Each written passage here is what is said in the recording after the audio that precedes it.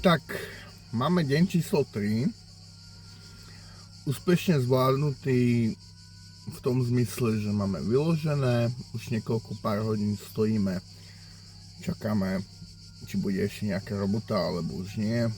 Pokiaľ nie, tak proste pre nás tam padlo a máme víkend voľný.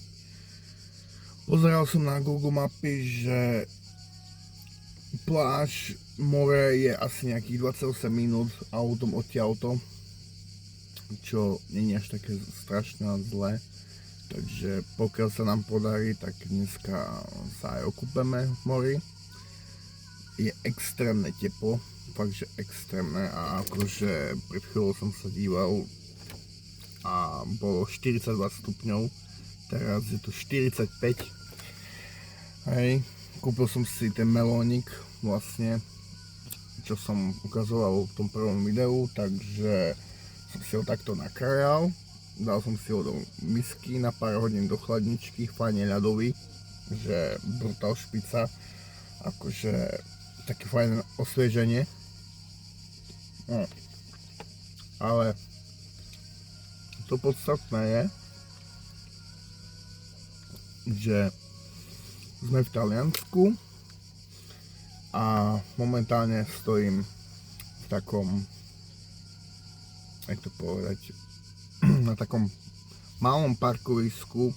Je tu tieň, stromy sú tu, takže až tak nejako sa nepotím, nie je tu také teplo a mám momentálne takto sieťky na oknách, pootvárané okna z jednej strany, z druhej strany, aby mi sa muchy nelietali.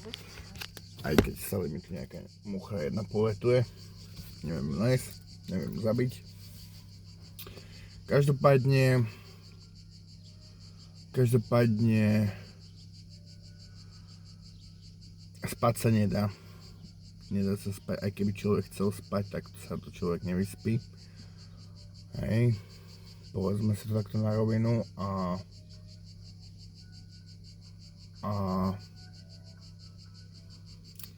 je to, tu je tá mucha. Je to bieda, no. Je to ťažké. Keď je takéto leto a keď sú takéto teploty, tak povieme to na rovinu, že nie je to taká lahoda pre tých vodičov.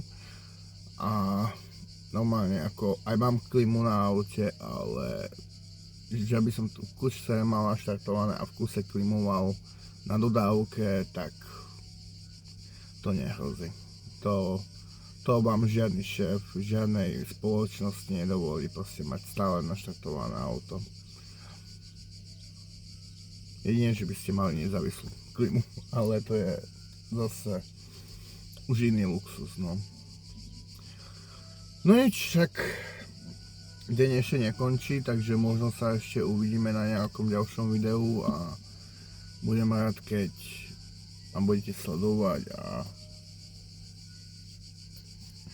budete aspoň takto so mnou pokračovať na tých mojich cestách. Takže čaujenku.